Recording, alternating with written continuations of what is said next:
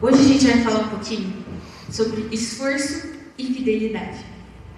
E aí eu queria saber assim, Davi, você é fiel? Eu sei, você é uma pessoa fiel? Você acha que sim? Fer, você é fiel? Sim. Emily, você é esforçada? Enzo, você é esforçado? Ana, você é fiel? Como que é o seu nome? Pedro, você é esforçado? Depende. É. O que significa a palavra fidelidade?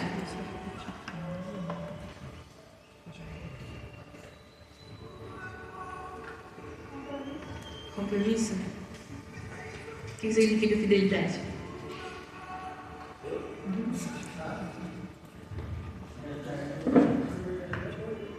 Por quê?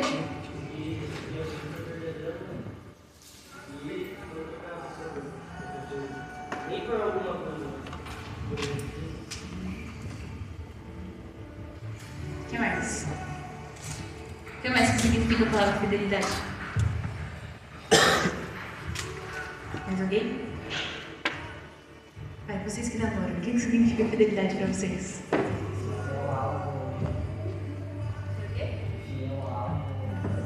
a algo. E esforço? Ana, o que significa esforço? Se dedicar? Quem mais? Rafa, o que significa esforço? Fazer com excelência. A gente vai ler uma passagem na Bíblia, é um texto e ele é bem longo. E antes de eu começar a ler esse texto, que ele é bem longo, e eu falar milhões de vezes para vocês se concentrarem muito, mesmo que às vezes o TDAH ou outra coisa faça a cabeça da gente viajar para longe, faz sentido você estar aqui hoje. E não aqui hoje vivo, ou aqui hoje, sei lá, mas aqui hoje no beat mesmo. Faz sentido para você estar aqui hoje. Ou você foi muito obrigada a estar aqui hoje. Ou alguém encheu muito o seu saco para você estar aqui hoje. Ou você veio com o coração em paz. Tipo, eu quero mesmo ir. Eu tô a fim de ir e eu vou. Cara, você vai... Não, pode pensar. Que vai que a resposta das minhas vezes. Pode só pensar. Então, enquanto vocês estiverem ouvindo sobre essa palavra, ou qualquer coisa que o Senhor falar no coração de vocês, preste atenção sobre por que eu vim aqui hoje. E esse questionamento, ele não é algo que você faz só referente às coisas de Deus. Por que eu vim na igreja? Por que eu venho nessa igreja? Por que eu quero servir nessa igreja? Eu estou nessa igreja porque meus pais quiseram estar aqui? Ou eu estou aqui porque eu encontrei alguma coisa aqui? Ou estou aqui porque as amizades aqui são muito legais? Estou aqui porque... não sei. Então, tu pensa. Não, eu tenho certeza que eu estou aqui porque o Espírito Santo me mostrou esse lugar. E algo queimou tanto no meu coração que serve aqui, serve aqui.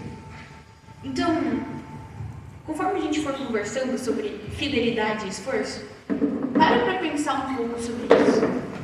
E agora eu vou começar o texto longo, então todo mundo prestando muita atenção. E quando você vê que a tua cabeça viajou, traz ela de novo. Está lá em Mateus 25, 14. Diz assim: o reino dos céus também pode ser ilustrado como a história de um homem que estava para fazer uma longa viagem. Ele reuniu seus servos e lhes confiou seu dinheiro, dividindo-o de forma proporcional à capacidade deles. Ao primeiro, ele entregou 5 talentos, ao segundo, 2 talentos, e ao último, 1 talento, e então foi viajar. O servo que recebeu 5 talentos começou a investir o dinheiro e ganhou outros 5. O servo que recebeu 2 talentos também se pôs a trabalhar e ganhou outros 2. Mas o servo que recebeu 1 talento cavou um buraco no chão e ali escondeu o dinheiro do seu senhor. Depois de muito tempo, o senhor voltou de viagem e o chamou para prestar contas de como havia usado o dinheiro. O servo ao qual ele havia confiado 5 talentos, ele se apresentou com mais 5. O Senhor me deu 5 talentos para investir, e eu ganhei mais 5. O Senhor disse: muito bem, meu servo bom e fiel. Você foi fiel na administração dessa quantia pequena, e agora lhe darei muitas outras responsabilidades. Venha celebrar comigo. O servo que havia recebido 2 talentos se apresentou e disse: o Senhor me deu 2 talentos para investir, e eu ganhei mais 2. O Senhor disse: muito bom, servo bom e fiel. Você foi fiel na administração dessa quantia pequena, e agora lhe darei muitas outras responsabilidades. Venha celebrar comigo. Por último, o servo que havia recebido 1 talento veio e disse: eu sabia que o Senhor é homem severo, que colhe onde não plantou e ajunta onde não semeou. Tive medo de perder seu dinheiro, por isso o escondi na terra. Aqui está ele. O Senhor, porém, respondeu: servo mau e preguiçoso. Se você sabia que eu colho onde não plantei e ajunto onde não semeei, por que não depositou o meu dinheiro? Pelo menos eu teria recebido juros. Em seguida ordenou: tirem o dinheiro deste servo e deem ao que tem os 10 talentos. Pois ao que tem, mais lhe será dado, e terá em grande quantia. Mas do que nada tem, mesmo que não tenha, lhe será tomado. Agora lance este servo inútil para fora, na escuridão, onde haverá choro e ranger de dentes. Se vocês lerem essa passagem, se vocês começarem lendo Mateus 24, um pouquinho antes, ele fala sobre as 10 virgens, onde ele falava que elas precisavam estar o quê? Com a chama acesa. E para manter essa chama acesa, tem uma palavra que elas precisavam estar o quê? Tá certo?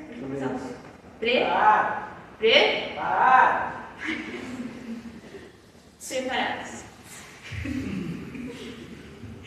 Cara, é muito bom isso que você fez.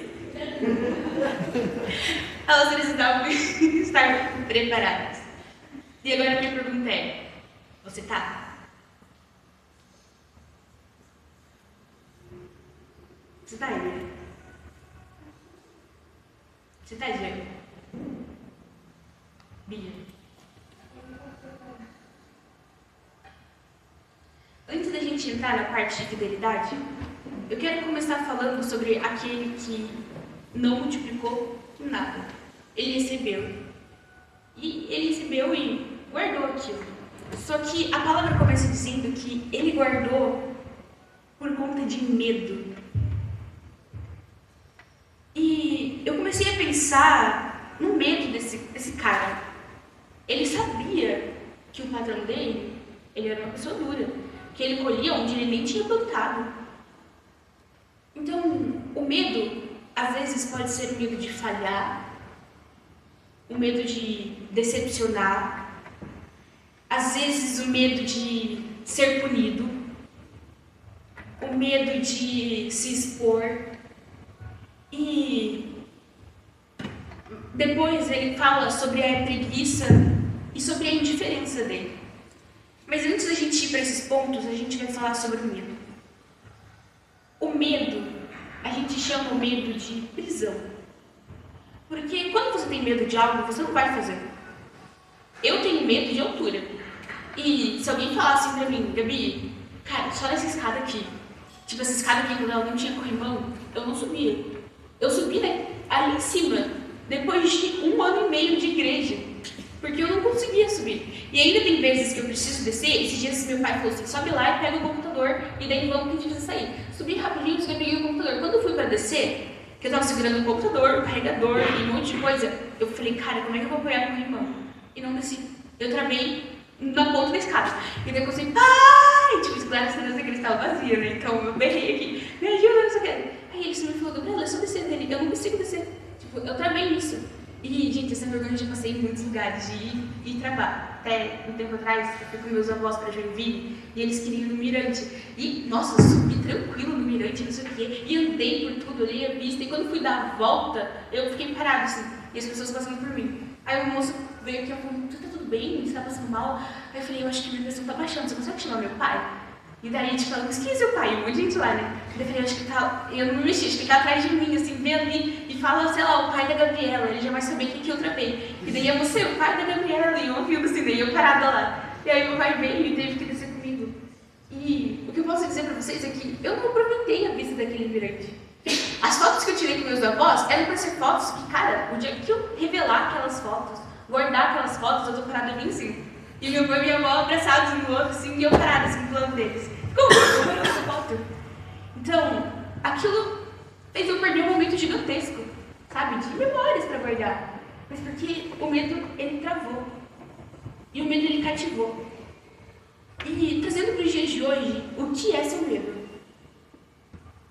O que é seu medo? Às vezes é o medo de falar em público. Às vezes tem, tipo, gente assim que a gente... só para dar um exemplo, tem pessoas que a gente chamou para fazer uma escala para dirigir o culto.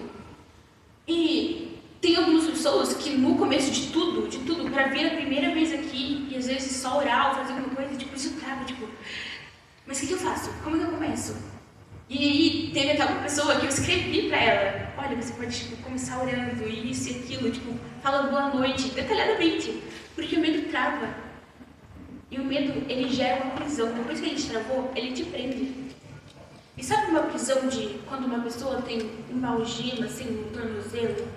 E aí, no máximo ela consegue chegar até onde eu tô, mas pra lá ela não consegue ir. Então ela fica aqui. No máximo ela senta, ela levanta e ela tenta e para de novo. E ela senta e ela levanta e ela tenta e ela para de novo. E ela não vai mais pra frente.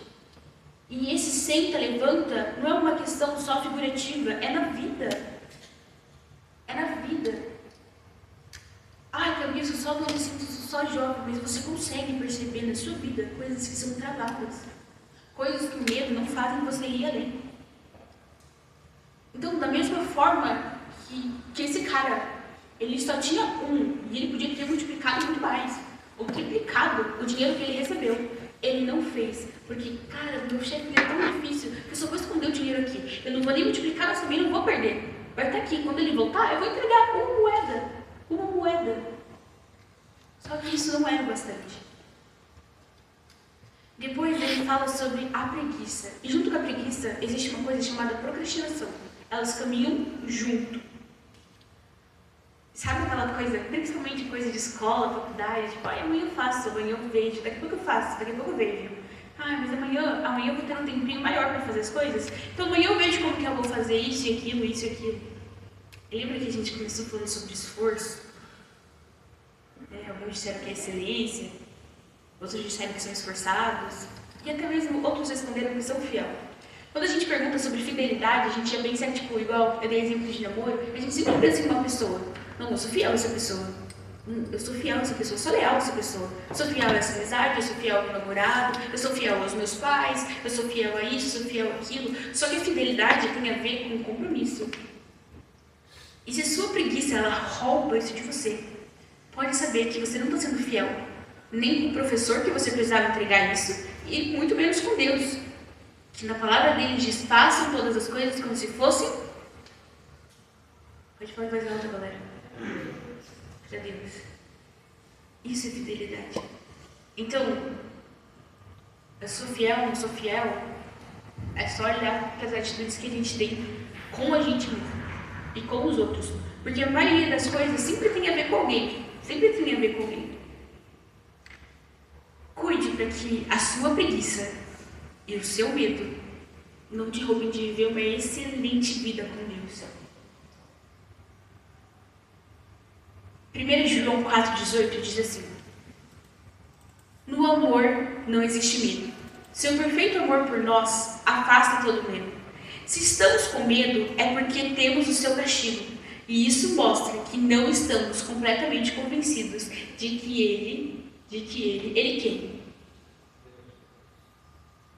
ele realmente nos ama.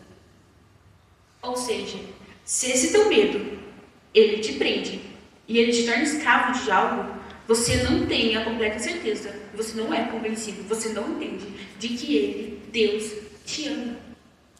Porque no amor não há medo. Salmos 34,4 diz assim: busquei o Senhor, e Ele veio ao meu ponto e me recebeu. Tirou todo o medo que havia no meu coração. Eu busquei o Senhor. Eu busquei o Senhor. Gabi, a minha vida não vai para frente. Eu busquei o Senhor. Gabi, a minha vida é travada. Eu busquei o Senhor. Gabi, eu preciso de uma oração para que eu busquei o Senhor. Porque a sua prisão, ela não depende da oração de alguém. Ela depende do eu busquei o Senhor. Eu corri para Deus. Eu fui na sua direção. Eu queria ter uma vida com Deus. Eu precisava de mais de Deus. Eu tinha que sair dali. A corrente tinha que sair dos meus pés. Ou a corrente tinha que sair das minhas mãos. Ou a mordaça tinha que sair das minhas bocas, da minha boca. Então, aonde está o seu medo?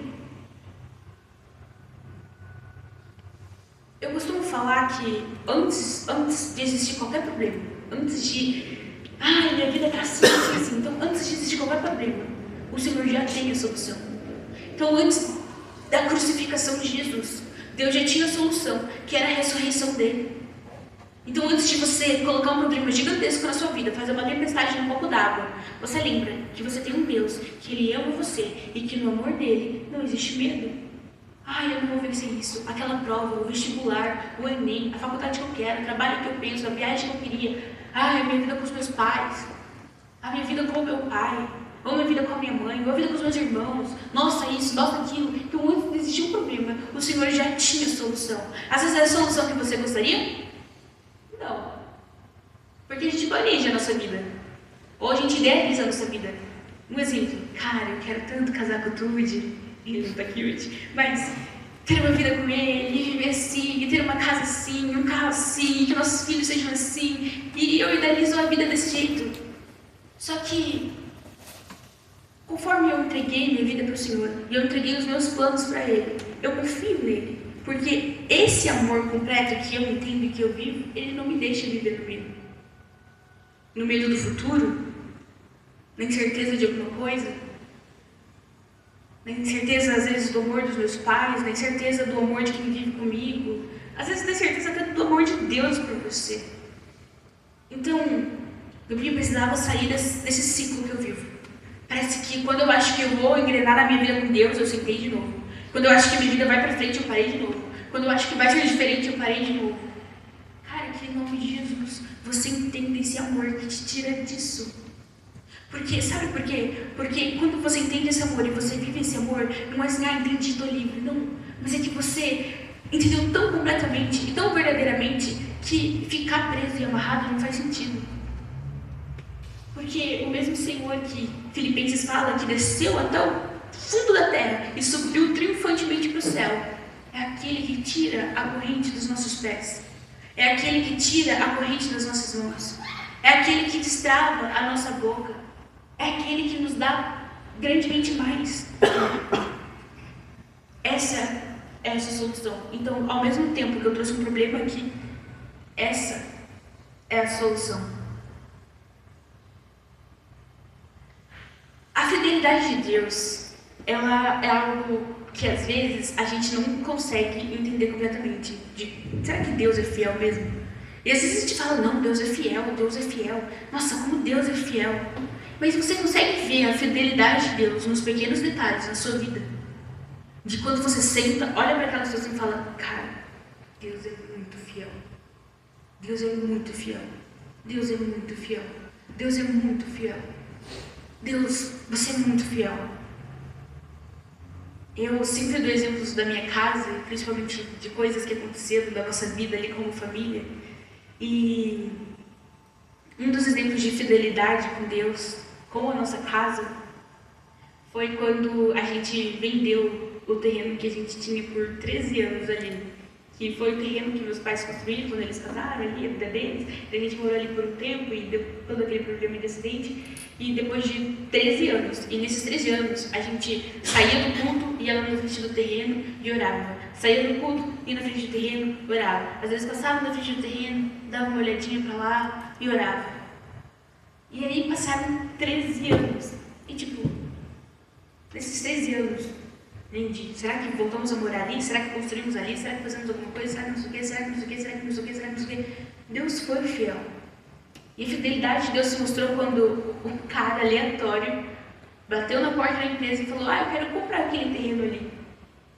Não tinha placa de venda, não tinha nada. Tava ali o terreno vazio, porque não tinha o que fazer. E, cara, foi vendido.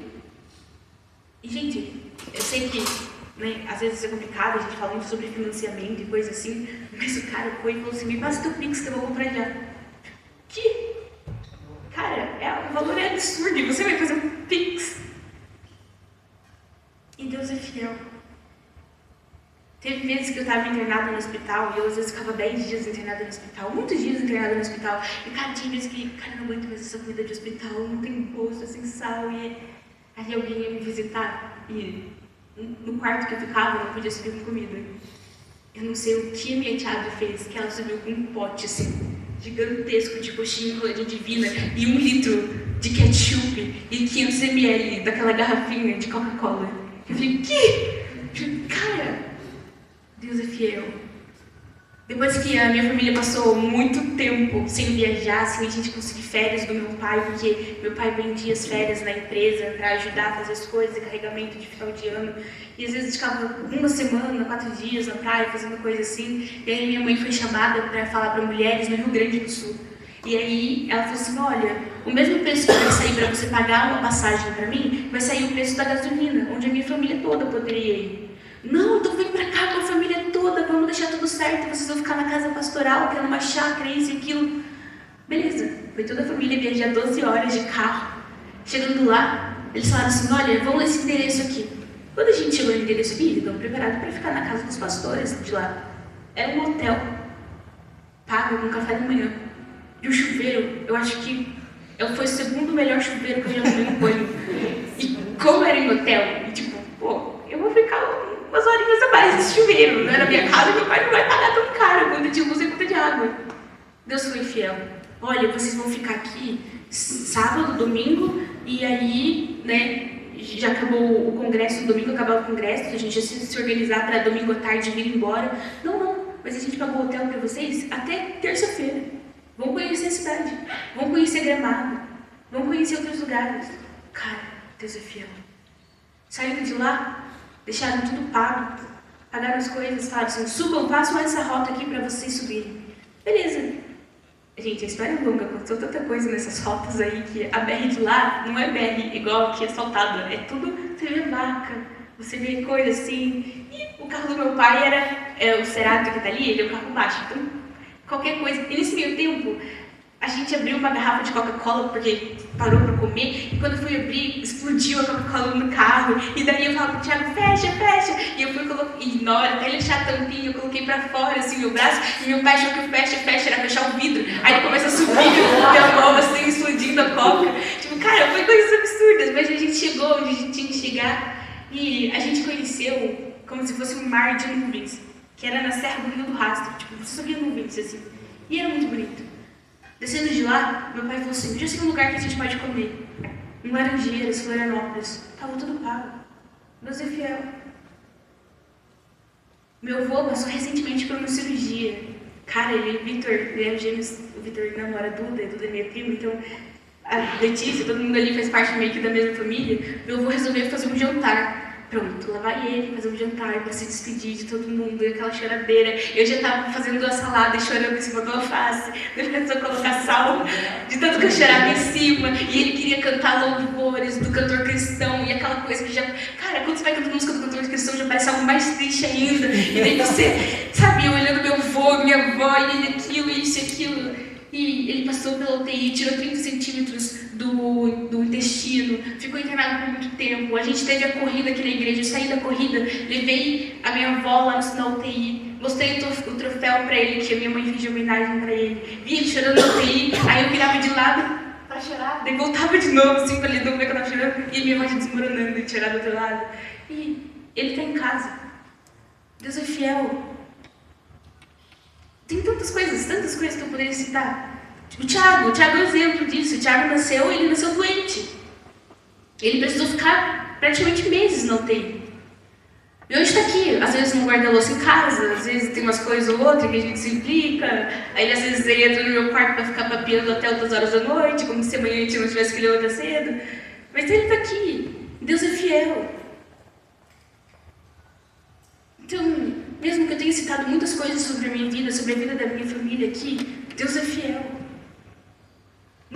mas parece que na sua vida não, é na sua também. Então, se você olhar para detalhes da fidelidade de Deus, Deus é fiel. Gabi, eu não tive meu pai, minha mãe, eu sempre morei com os meus avós, sempre morei com os meus tios. Cara, Deus é fiel. Gabi, eu sempre fui uma pessoa que achei que jamais ia fazer tal coisa, achei que nunca ia conseguir isso. Cara, Deus é fiel. E uma das coisas da fidelidade de Deus, até comentei que ia usar ele como exemplo, mas ele falou que não ia estar aqui, que é o Arthur. Gente, o Arthur entrou mudo e saía calado. De tudo. O dia que ele abriu a boca para falar na cela, todo mundo ficou em silêncio, assim, porque ninguém nunca tinha ouvido o tom da voz dele, de tão quieto que ele era.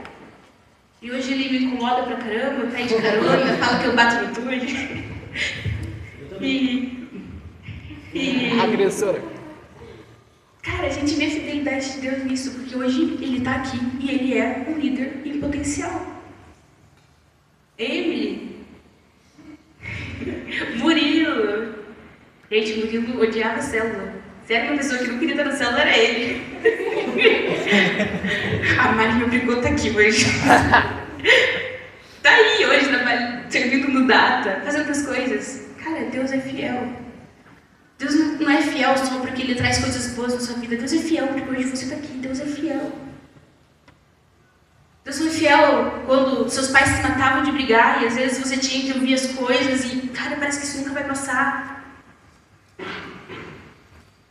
Parece que Deus isso, parece que minha família é isso, parece que minha família não vai pra frente, parece que meus irmãos isso, parece que aquilo isso. Cara, pare de olhar para esses problemas, porque Deus é fiel. E a palavra de Deus continua. Até no próprio versículo que a gente leu ali de Mateus, ele fala que ele dividia de forma proporcional a capacidade deles. Então, sabe quando você olha para uma pessoa e fala, nossa, Deus age muito na vida daquela pessoa. Nossa, mas parece que Deus só fala com aquela pessoa. Nossa, mas parece que Deus só revela para aquela pessoa. Nossa, dá pra ver que aquela pessoa ali canta de olho tão fechado que ela parece que tá, sabe, fluindo no amor de Deus, assim. Dividia-os de forma proporcional à capacidade deles. Essa capacidade não é sobre o esforço que você faz, mas é sobre a intimidade que você tem com Ele. É sobre quantas vezes você fecha a porta do seu quarto. É sobre quantas vezes você ora em silêncio com Ele. É sobre quantas vezes o seu louvor se chega até Ele. É sobre quantas vezes é tão sincera a canção que você cantou, que às vezes a letra que você cantava não era nem a que estava aqui, era aquela que o Espírito Santo trazia no seu coração. Essa é a capacidade proporcional. Não é sobre o que você está vendo na vida do outro, mas é sobre o quanto você se entrega. É sobre o quanto você realmente quer. Números 23:19 diz assim: Deus não é homem, pois não mente, nem um filho de homem, para que ele se arrependa. Ele faz o que promete e cumpre o que diz. 1 Tessalonicenses 5:24 diz assim: Aquele que o chama é fiel, tal como prometeu. Essa pequena frase parece algo tão bobo, mas, cara, aquele que chamou você, aquele que chamou você para ir às nações, aquele que chamou você para tocar um instrumento na igreja, aquele que chamou você para cantar um louvor na igreja, aquele que chamou você para cuidar de crianças, aquele que chamou você para ir até os doentes, aquele que chamou você para ir até os órfãos, aquele que chamou você para orar pelos seus pais, aquele que chamou você para começar uma célula na escola, aquele que chamou você para começar algo diferente dentro da onde você vive. Ele é fiel. Ele é fiel, tal como Ele já te prometeu. Gabi, mas onde está essa promessa? Na palavra de Deus.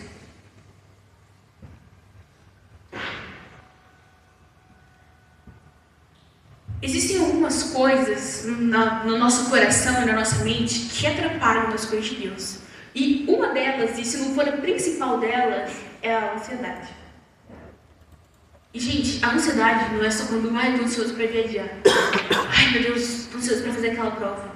Não, a ansiedade ela é algo muito mais profundo. Por isso que, quando a palavra de Deus fala em Mateus 6 sobre buscar primeiro o reino de Deus, e aí depois você pensa no seu comer, no seu beber, no seu vestir, no que você vai fazer, na sua vida amanhã, naquilo outro, a palavra já está falando exatamente sobre a ansiedade, porque o Senhor sabia o quão a nossa geração seria ansiosa. Salmos 94:19 diz assim: quando minha mente estava cheia de dúvidas e preocupações, o Senhor me consolou e encheu o meu ser de alegria. Então, quando minha mente estava cheia de dúvidas e preocupações, isso quer dizer que quando a sua mente está tão agitada, tão agitada, tão agitada, que às vezes tem uma pessoa falando com você, você está olhando para essa pessoa, cara, sei lá o que aquela pessoa falou. Falou e eu não ouvi nada. Ou quando você deita assim para dormir e você fica, aí vira de lado, e vira, aí senta, aí vai tomar uma água, aí dá vontade de fazer xixi, aí deita de novo, aí senta, aí levanta, aí não sei o quê. O Senhor está falando exatamente sobre essa preocupação. Quando minha mente estava cheia de dúvidas, ou seja, cara, não é só você que passa por isso. Você não é o único passando por isso. Se Davi, que escreveu o Salmo, já estava passando por isso, e que naquela época não tinha nem tanta coisa para agitar a mente assim, então você não é o único passando por preocupação, com mente agitada, uma mente ansiosa, você roendo suas unhas até você não ter mais nada, sabe? Ou você, sabe, mexendo a perna enquanto está sentado, você mexendo no cabelo enquanto não sei o quê, você não para quieto. E uma coisa que eu posso dizer para vocês é que você não está acabando só com a sua mente, não está acabando só com o seu emocional, você está acabando com o seu físico. Porque tudo que é emocional e não é tratado, ele vem para o seu físico. A dor na perna, a dor de cabeça, o cabelo caindo, a unha que não cresce, as alergias. Então, olha para você e vê se seu corpo já não está dando sinais de que você não está legal. E se seu corpo físico, natural, já está dando sinal que você não está bem, imagina o Espírito Santo quando ele não está berrando, tipo, cara, relaxa, para, respira. Se eu prometi, eu sou fiel para cumprir. Então, faz uma lista. Eu gosto muito de lista. Faz uma lista. Cara, minhas preocupações são essas. Faculdade, casamento, família, namoro, isso, aquilo. Faz uma lista. E, Senhor, essa aqui é a lista de tudo que está na minha cabeça. E eu estou entregando ela para você. Porque o meu emocional não aguenta mais. E meu físico também não. Porque se você não cuidar do seu físico e do seu emocional, é muito difícil você ter força para cuidar de outra pessoa. Porque você fica tão focado em você de que eu não aguento mais. Ai, tô tão cansado. Ai, queria dar uma dormidinha. Ai, queria só deitar. Ai, não queria fazer nada em casa hoje. Ai, quer saber? As coisas da escola vai ficar pra mim, eu tô muito cansado. Ai, quer saber? As coisas da faculdade eu vou ver outro dia. E aí, quando você vê, você tá também empurrando as coisas de Deus.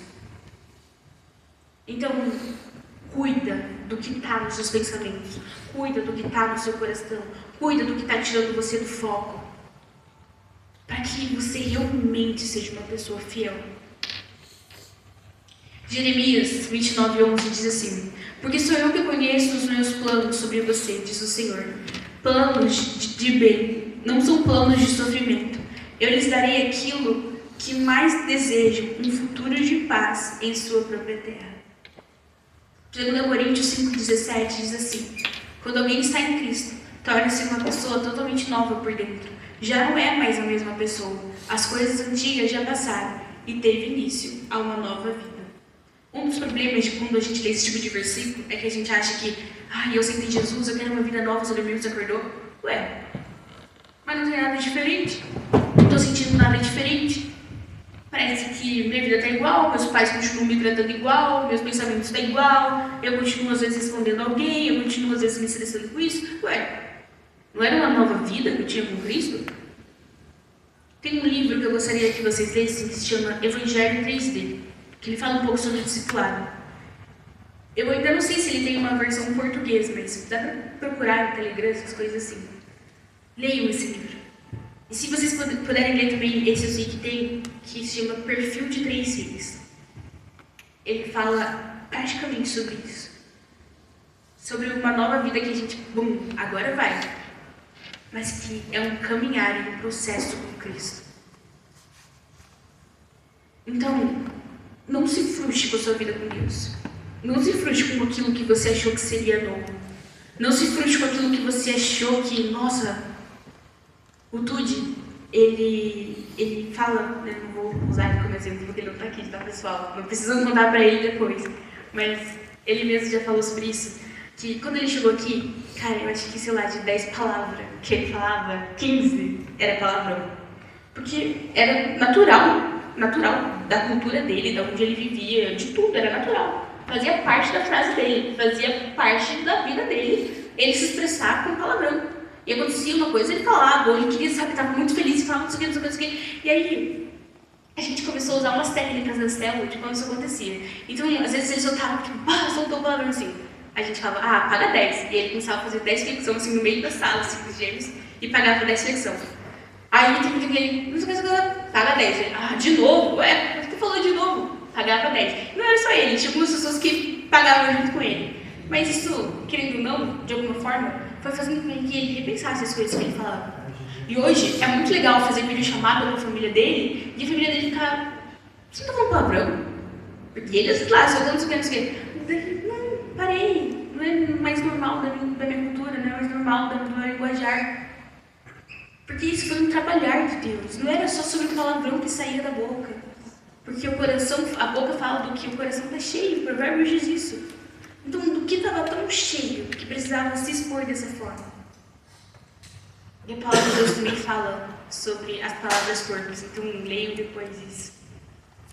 Então, é uma mudança que vai indo, Porque pensa, cara, ele viveu 28 anos da vida dele falando palavrão. E agora, com 29, do nada, ele vai parar de falar? Uma coisa que foi a vida inteira dele? Então, às vezes, a gente tem pressa de uma mudança, eu preciso mudar. Porque eu conheci Jesus, eu preciso mudar. Cara, o Senhor vai trabalhar na sua vida. E não atropela os processos que o Espírito Santo tem aí para fazer. Porque às vezes tem pessoas que se frustram com a igreja, se frustram com Jesus, porque na minha vida eu queria tanto e parece que não aconteceu. Não acontece. Continua indo, continua se entregando, continua orando, continua fechando a porta do seu quarto. Mas eu não consigo sair desse pecado. Não, você consegue. Porque não é na sua força, é na força de Cristo. Nossa, mas parece que eu já falei tantas vezes que não queria mais fazer isso e fiz de novo. Continua. E continua, e continua, e continua. Cara, se você tiver que se derramar, Deus, aconteceu de novo. Só que existe uma diferença entre você pedir perdão porque você se arrepende e você não quer mais, e você pedir perdão porque, deu aquela culpa assim no coração, mas lá no fundo você sabe que você vai fazer de novo. Então, preste atenção. Hebreus 6,10 diz assim: porque Deus não é injusto. Como é que ele pode esquecer-se do trabalho incansável de vocês por ele, ou esquecer-se do modo pelo qual vocês costumavam mostrar o seu amor por ele, e ainda mostravam auxiliando os seus irmãos na fé? Cara, Deus não é injusto. Deus não é injusto. E como que ele pode se esquecer do trabalho incansável de vocês por ele? Por ele. Nossa, tem que estar aqui amanhã, fazer isso, tem que ir para fazer, tem que servir ali. Senhor, o que mais que o Senhor tem para mim? Me mostra ali, não sei o quê. Nossa, o Senhor está me mostrando que eu tenho que fazer isso no ônibus, isso na escola, tanta coisa para organizar. Faça. Faça, porque se Ele te chamou, Ele é fiel para cumprir. O Senhor não chama você e fala, agora se vira para fazer. Cara, Ele te chamou pronto, com um esqueleto todo pronto de como isso vai acontecer. Ele não chamou você para abandonar você. Ele não chamou você para esquecer você. E, gente, isso é uma dúvida até dos discípulos. Quando Jesus precisava subir aos céus e ele falou, eu não vou deixar vocês órfãos. E eu até falei sobre isso, que não era deixar órfãos de pai e mãe, era deixar órfãos de um mestre. Porque como o seu discípulo não tinha mais um mestre, nenhum outro queria subir ele. Porque se o mestre não quis você, por que eu vou querer aceitar você? Então ele disse, eu não vou deixar vocês órfãos. Eu estou chamando vocês e eu estou entregando algo a vocês. Eu vou ter outro consolador para vocês. Eu não estou abandonando vocês. Porque a minha promessa é que eu estaria com vocês até o fim do tempo. Então, se um dia já queimou no seu coração alguma coisa, se um dia o Senhor já te entregou alguma coisa, se lá no fundo o Espírito Santo já disse alguma coisa, o que você sabe que você tem que fazer? Lembra que Ele é fiel e se Ele te chamou, Ele vai cumprir junto com você. Isaías 43:2 diz assim: quando você passar por águas profundas, eu estarei ao seu lado. Quando tiver de atravessar grandes rios, eles não me cobrirão. Quando tiver de passar pelo fogo, não se queimará. As chamas não farão mal a você. O Senhor está com você. E o que eu posso dizer para você é que Ele ama você. Ele ama muito você. Ele tem planos para você. Ele tem um futuro para você. Ele tem algo para a sua vida. Ele chama você. E Jeremias fala que ele já te conhecia desde o ventre. E mais do que te conhecer desde o ventre, ele chamou você. E ele chamou você pelo nome. Gabi, 8 milhões de pessoas no mundo, e ele continua dizendo Emily. Ele continua dizendo Leonardo. Porque ele sabe quem é você. Você não é um desconhecido que ele criou e colocou aí para se virar. Agora se vira. Ai, seu pai e sua mãe são assim, mas se vira. Ai, seus líderes são meio assim, mas se vira. Não. Muito pelo contrário. Ele chamou você e ele continua com você. Gabi, as coisas apertaram. Cara, continua. Gabi, ficou difícil, continua. Gabi, eu não enxergo o fim disso, continua. Continua porque ele está com você. E uma das coisas que eu digo para vocês é, a gente, muitas das vezes, conhece aquele tipo de pessoa que fala, ai, porque eu estou passando, sei lá, pelo vale dos ossos secos, ai, porque eu estou passando por um deserto, ai, porque eu estou passando, então, cara, saia daí. Porque o Senhor não chamou você para viver no deserto. Ele não te chamou você para viver na dificuldade. E Ele não te chamou você para viver no foco disso. Lembra que eu falei que Ele sempre tem uma solução? E a solução sempre vai ser Jesus. Sempre vai ser Jesus. Sempre vai ser Jesus. Então não olhe para a dificuldade financeira dos seus pais. Não olhe para o casamento dos seus pais. Não olhe para a vida do seu irmão que está todo errado. Não olhe para aquilo que você se frustrou com alguém ou às vezes com você. Olha para Jesus. Olha para Jesus. Olha para Jesus. E mantenha os seus olhos ali. Mantenha os seus olhos no alto. Mantenha os seus olhos focados. Mantenha os seus olhos na direção. Mantenha os seus olhos ali. E porque aquele que diz que buscar primeiro o reino de Deus e as demais coisas, elas vão ser o quê? Pode falar mais alto. 1, 2, 3 e... 1, 2, 3 e... Todo mundo, galera. 1, 2, 3 e... Não, tá mais alto aqui, não é pela quantidade de pessoas. 1, 2, 3 e... Que as demais coisas lhe serão acrescentadas. Quero orar com vocês.